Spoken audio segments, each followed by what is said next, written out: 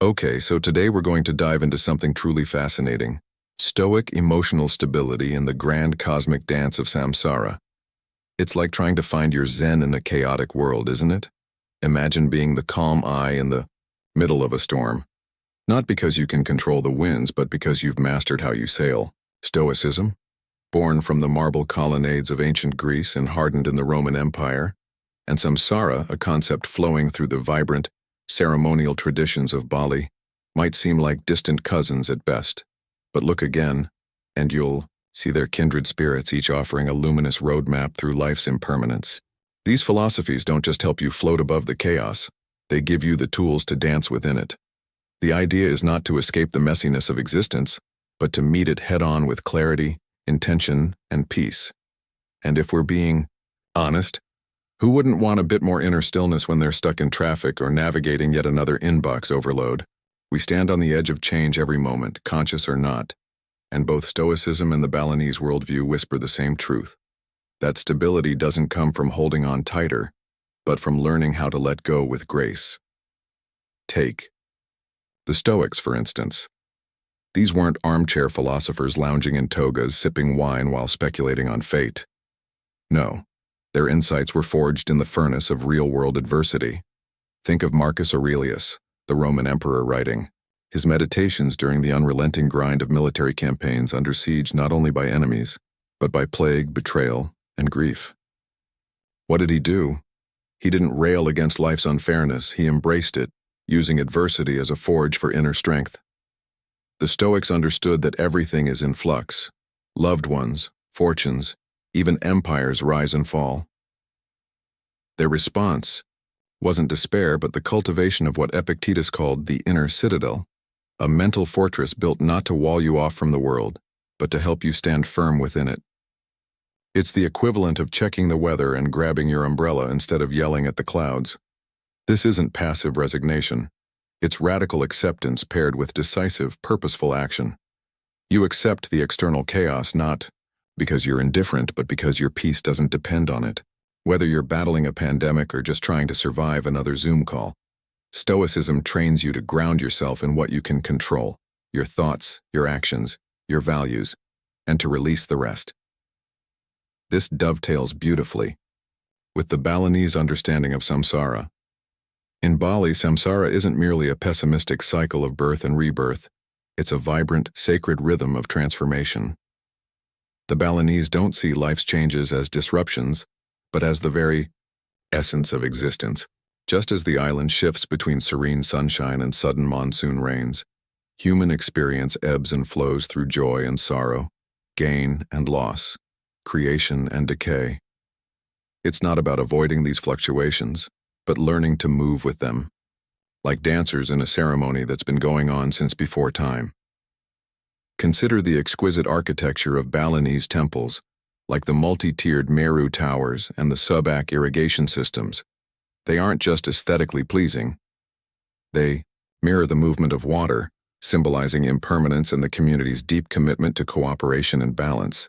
In every aspect of Balinese life, from the vibrant rituals to the quiet act of placing a daily offering on a doorstep, there's an acknowledgement that everything is temporary, and therein lies its beauty.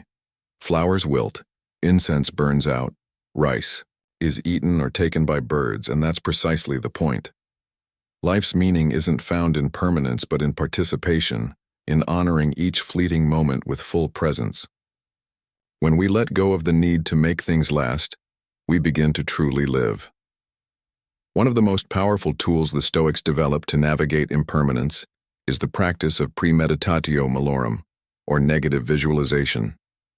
Picture, in vivid detail, losing your health, your job, your home, even the people you love, not to be morbid but to prepare your mind. It's like mental strength training. You don't do push-ups because you plan to get in a fight, but so you're ready if one finds you. By rehearsing potential loss, you build resilience, making yourself less susceptible to shock and despair. This practice isn't pessimistic. It's proactive, compassionate, and deeply clarifying. It sharpens your gratitude for what is, while fortifying your mind for what might be. The Balinese have their own way of practicing this. Every kanang sari, a delicate daily offering of flowers, rice, and incense, is crafted with care and then deliberately allowed to decay. These offerings aren't made to endure, they're made to honor the moment, and yet, they are renewed every day. This humble ritual is a form of meditative impermanence, a constant reminder to release attachment to outcomes and focus on intention and presence. There's grace in letting go, in accepting that even the most beautiful things must pass. Just like in Stoicism, the Balinese path teaches that our true power lies not in clinging, but in conscious engagement with the now. Ultimately, both Stoicism and Balinese wisdom converge on one liberating truth. Our freedom lies in how we respond. The Stoics teach us to rigorously separate what we can control, our choices, our character, our responses, from what we cannot. Other people's actions, natural disasters, even our own body's fragility. This clarity is empowering. When you stop wasting energy trying to control the uncontrollable, you reclaim your agency. You're no longer a puppet to circumstance, but the director of your inner life. Similarly, the Balinese concept of karma phala reminds us that while we may not dictate the results of our actions, we are absolutely responsible for our intentions and efforts. It's the same idea. Focus on your input, not the outcome. Cook the best meal you can, even if the guests don't show. Act with integrity, not because it guarantees success, but because it aligns you with your deeper values. When you internalize this, you become like a mighty tree, flexible, resilient, and rooted. You stop being tossed around by every emotional storm and instead become a witness to the weather, not a victim of it. This isn't about emotional detachment or cold indifference. It's about developing a compassionate distance from outcomes, a perspective that allows you to engage with life fully while maintaining your center. You watch the movie of life unfold, with all its highs and heartbreaks, but you don't forget you're in the audience. And that awareness, that inner freedom, is your superpower. You've begun to grasp the subtle rhythm of impermanence, gradually learning to recognize life's ebb and flow. With each passing moment, you're finding your footing amidst shifting circumstances, and slowly, your inner resolve grows. Stronger. Yet as this stability develops, it often encounters two powerful emotional undercurrents, desire and aversion, that threaten to destabilize it. The Stoics, with their remarkable psychological insight, warned of the tyranny of unchecked desire. They emphasized that clinging to external things, whether possessions, reputation, fleeting pleasures, or even the approval of others, inevitably leads to suffering and inner disquiet. Seneca, the Roman philosopher and statesman, is a striking example. Though surrounded by immense wealth and power, he frequently cautioned against indulgence, advocating instead for a life grounded in simplicity and virtue. He understood that true wealth was internal, a cultivated character, independent of fortune's whims. From his position within the opulence of Nero's court, he must have observed firsthand that the more you desire, the more vulnerable you become, your peace dependent on the fragile and unpredictable world outside. It's akin to chasing a mirage. The closer you think you get, the more elusive it becomes. While some critics point to Seneca's perceived hypocrisy, his core message remains timeless. Desire places your happiness in the hands of forces beyond your control. This message echoes today, where consumerism constantly lures us with new wants, phones, cars, online validation, each promising fulfillment, but often leaving behind emptiness. This Stoic recognition of the destabilizing nature of desire finds a compelling parallel in Balinese thought through the concept of trishna, craving, as a central cause of human suffering and the endless cycle of samsara. In both Hindu, Buddhist, and Balinese cosmology, trishna is not just wanting more. It is a deep, clinging attachment that binds the soul to cycles of rebirth and dissatisfaction. One can see this philosophy made tangible in daily Balinese rituals. Consider the Kanang Sari, the small but intricately crafted offering made from flowers and rice, placed reverently on temples and thresholds. Its beauty is undeniable, yet its impermanence is accepted. It will wilt, fall apart, be swept away. And that's the point. The offering is not about possession or permanence, but about release. The Balinese act of ngaturang, offering something with open hands, is an act of surrender, of letting go of control and embracing impermanence. It trains the mind to find joy in the act itself, rather than in holding on to the outcome. Traditional Balinese dances further echo this message. Their flowing gestures and ephemerality mirror the fleeting nature of all things. These cultural expressions aren't just art, they are lived philosophy, quietly reinforcing the idea that peace arises not from accumulation, but from graceful detachment. In this way, the Balinese remind us that our craving for permanence in an impermanent world is the very root of our discontent. On the other side of this emotional equation lies aversion, the urge to reject, avoid, or suppress what is unpleasant or painful. While desire clings, aversion pushes away. Yet both are expressions of resistance to reality. Stoic philosophy teaches that pain, discomfort, and loss are not inherently harmful. It is our judgments and emotional resistance that generate suffering. Epictetus, once a slave who endured significant physical hardship, argued that external events cannot truly hurt us unless we permit them to disturb our inner reason. To him, real freedom was not freedom from misfortune, but freedom in our response to it. His life, marked by adversity, was a testimony to the power of perspective. He compared the mind to a fortress that no enemy could breach unless we left the gate open. Modern readers may find this empowering. In a world full of stressors and uncertainties, the idea that we always retain control over our inner response is radical. It's like resenting the rain until you realize it nourishes crops. The discomfort remains, but your understanding transforms it into something meaningful. Whether or not every detail of Epictetus's biography is historically verified, his teachings endure because they offer a profound antidote to the instinctive tendency to resist discomfort, a tendency that only multiplies suffering. In Balinese spiritual life, this emotional resistance to what is aligns with the understanding of dukkha, suffering not simply as pain, but as the deep, gnawing dissatisfaction that arises when we oppose reality. Dukkha encompasses more than momentary displeasure. It includes the inner conflict we feel when life doesn't conform to our desires. When we fight what is, we generate emotional turbulence. But the Balinese approach offers a gentler, wiser way. Adapt, accept, and honor the rhythms of nature. Imagine a Balinese farmer whose crops are threatened by drought or volcanic ash. Rather than despair, the farmer acknowledges these as part of nature's cycle. Through ritual and practical adjustment, he seeks balance, not by changing reality, but by aligning with it. These practices, including purification ceremonies and community offerings, are not mere superstitions. They are deeply rooted expressions of spiritual resilience.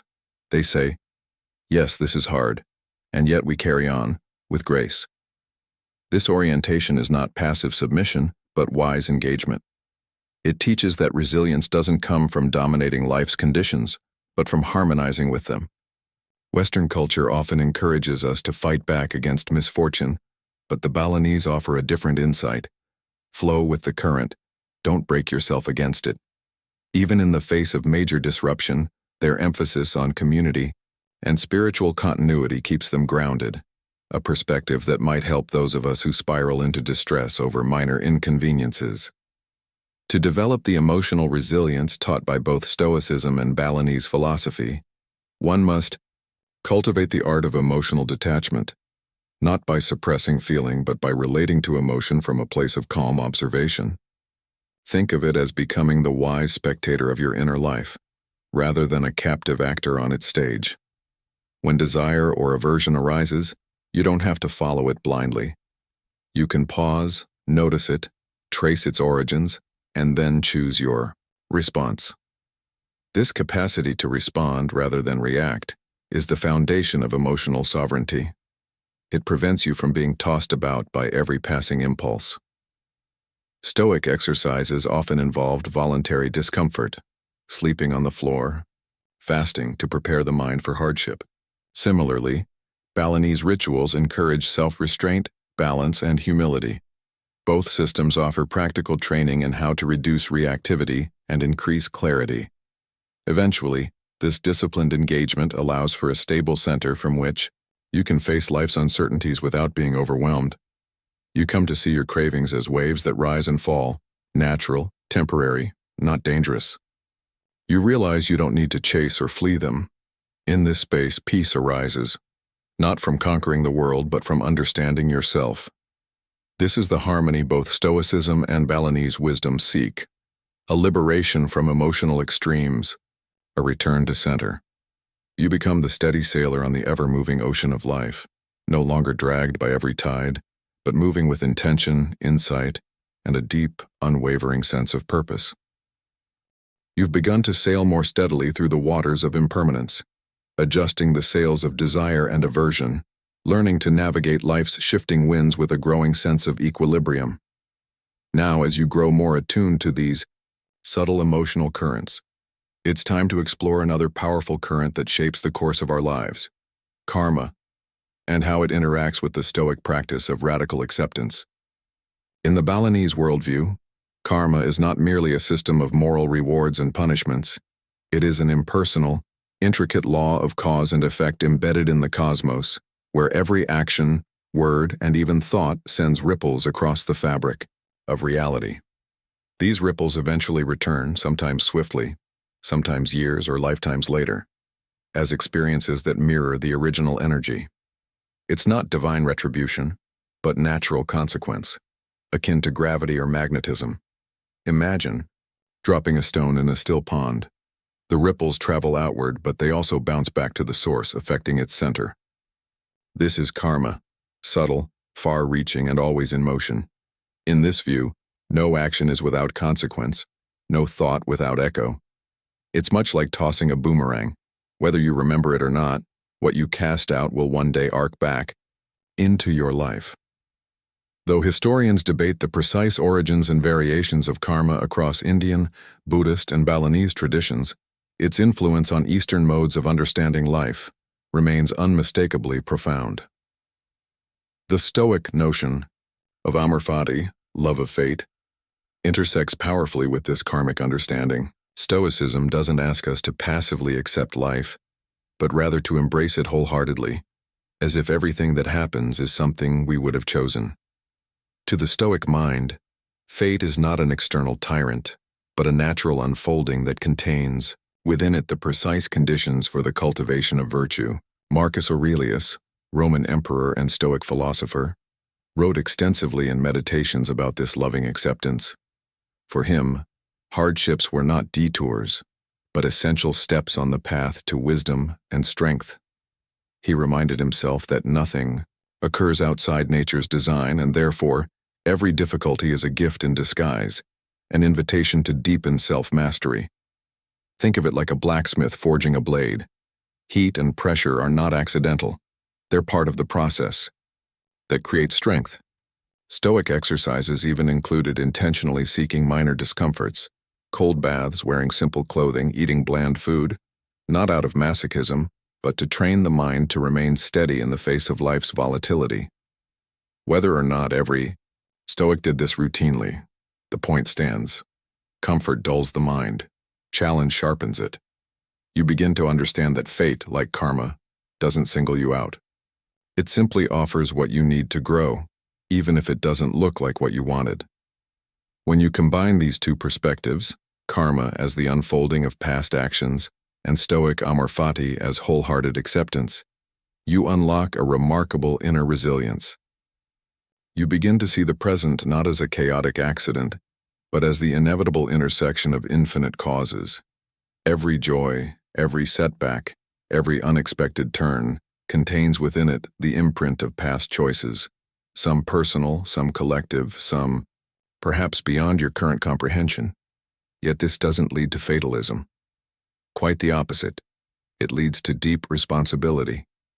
You recognize that while you cannot change the past, you are always shaping the future through your present actions. Like a chess player who cannot undo the last move but can play the next with strategic intention, you gain clarity and agency. Karma tells you, every choice matters. Stoicism tells you, Every moment is a chance to practice virtue.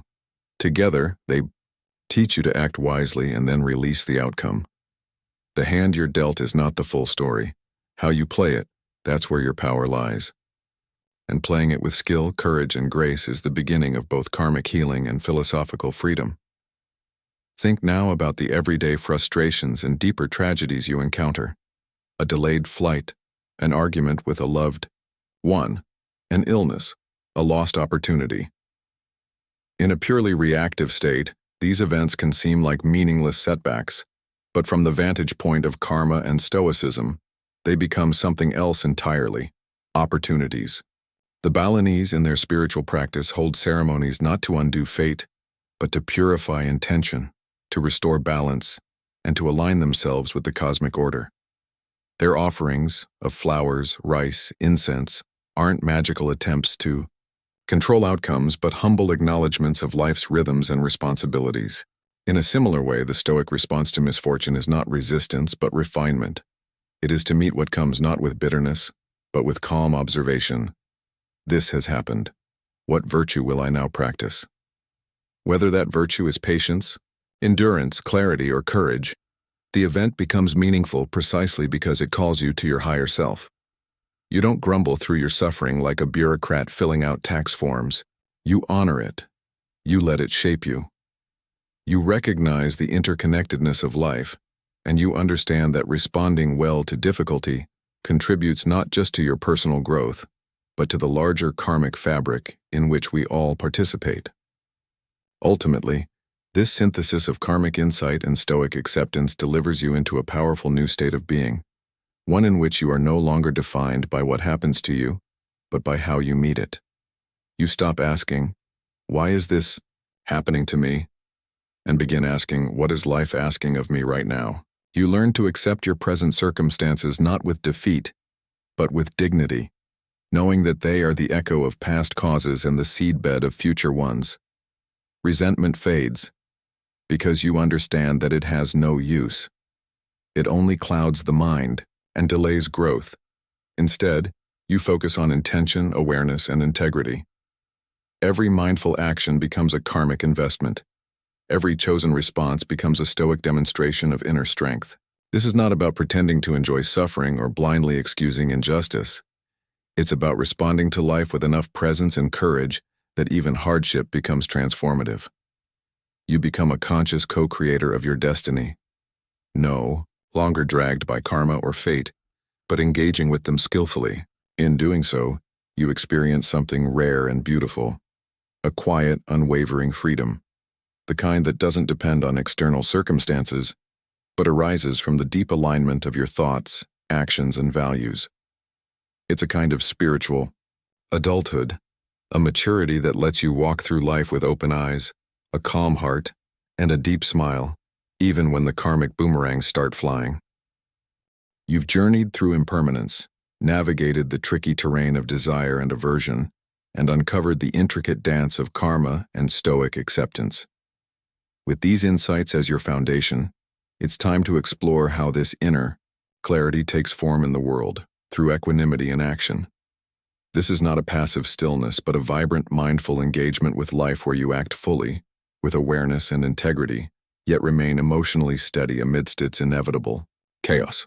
The Stoics held virtuous action as the highest good, not because it guarantees success, but because it reflects our nature as rational, ethical beings. Actions, they insisted, must align with logos, the rational principle of the universe, and must be governed by justice, courage, temperance, and wisdom. Cato the Younger, for example, epitomized this ideal. He didn't bend his values to match political tides. Even when defeat loomed, he remained true to principle. His resistance to tyranny wasn't rooted in a fantasy of success, but in his unshakable commitment to doing what he believed was right. It's like a seasoned surgeon focused not on applause, but on the delicate precision of their work, aware that even when the outcome is uncertain, their duty is clear. Historians still debate whether Cato's motivations were entirely philosophical, or also personal, but what endures is the power of his integrity, a man unmoved by bribes, threats, or the promise of power. You might say he clung to his ethical standards the way Velcro clings to your favorite sweater, stubbornly and without apology. This ideal of active equanimity has a beautiful counterpart in the Balinese philosophy of Trihita Karana, or the three causes of well-being. These three pillars, harmony with the divine, Parahyangan, harmony among people, Pawangan, and harmony with nature, Palemahan, form a holistic blueprint for how to live meaningfully and sustainably. It's not simply about moral behavior, but about cultivating balance across all domains of existence. In Balinese life, the spiritual is never separate from the practical. When a craftsman carves a statue or a dancer performs a sacred temple, dance, the act is not merely technical, it is an offering. The focus is not only on the final product but on the quality of presence and intention that goes into the act itself. Each movement, each touch of the chisel, becomes an expression of reverence, humility, and devotion. In this worldview, action done with mindfulness and right intention contributes not only to personal clarity, but to the harmony of the entire universe. Intriguingly, before embarking on significant work or ceremonies, many Balinese consult spiritual advisors, perform purification rituals, or seek ancestral blessings. This isn't superstition. It's a deliberate reminder that all actions ripple through the visible and invisible realms.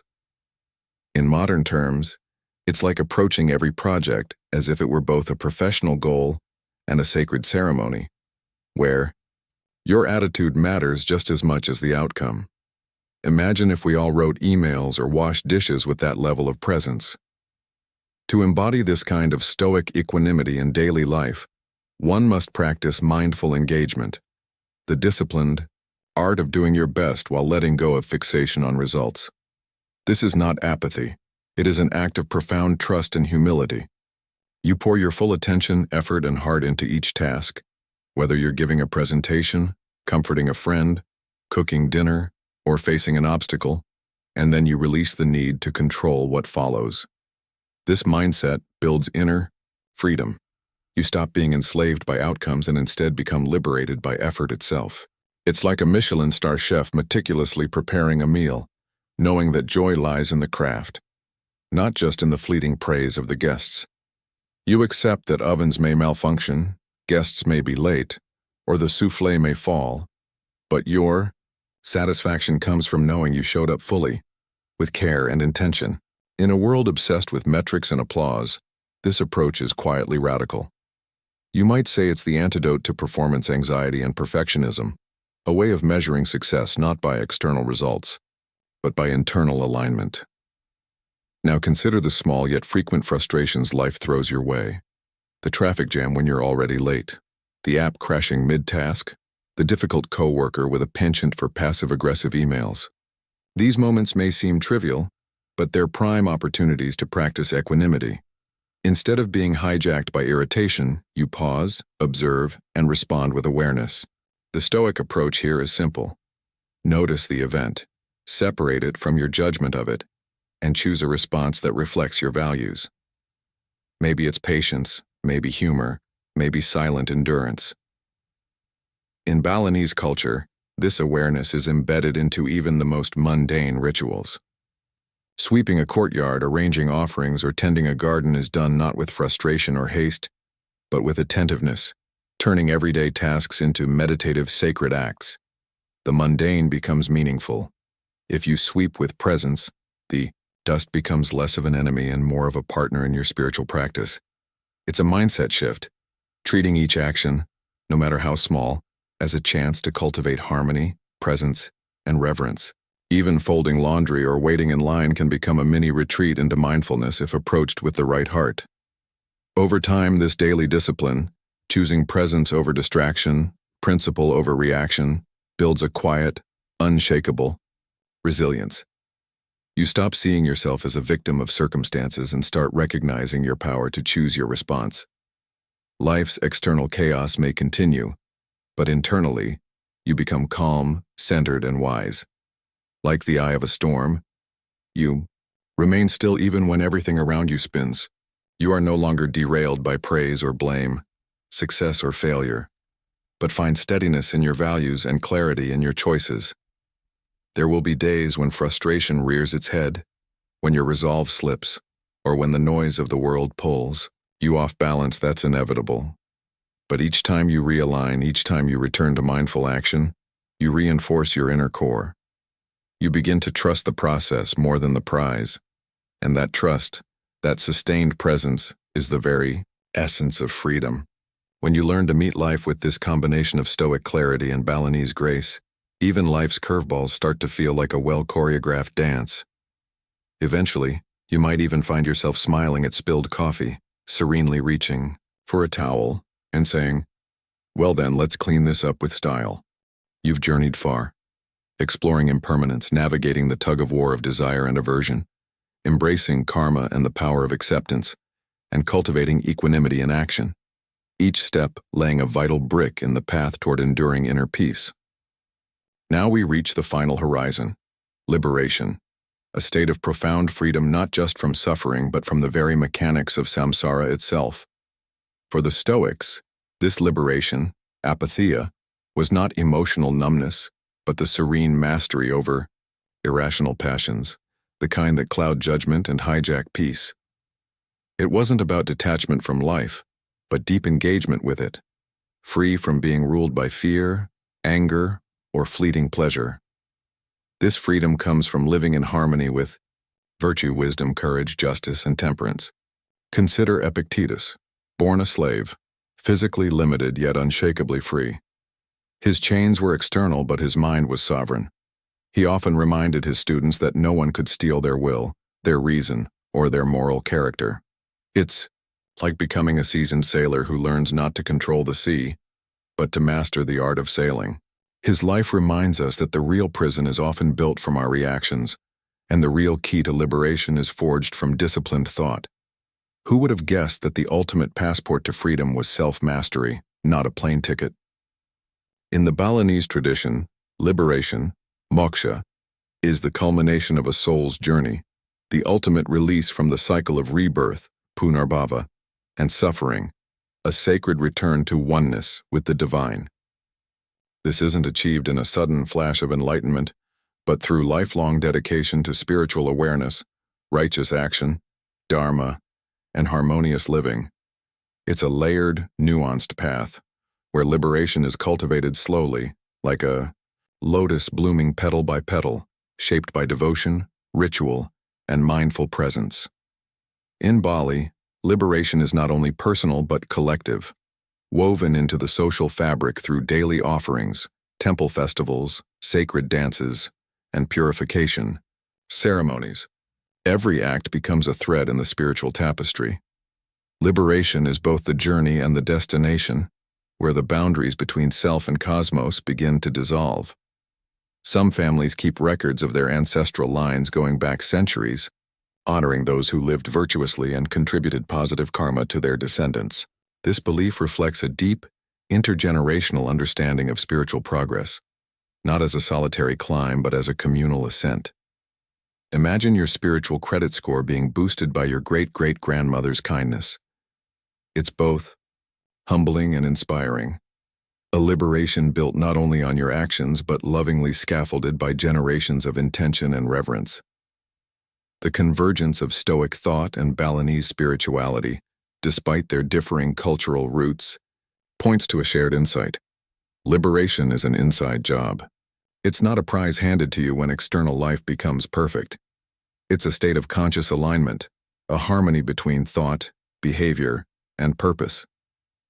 Whether it's Epictetus calmly enduring hardship or a Balinese priest conducting a prayer, with mindful reverence, both exemplify this truth.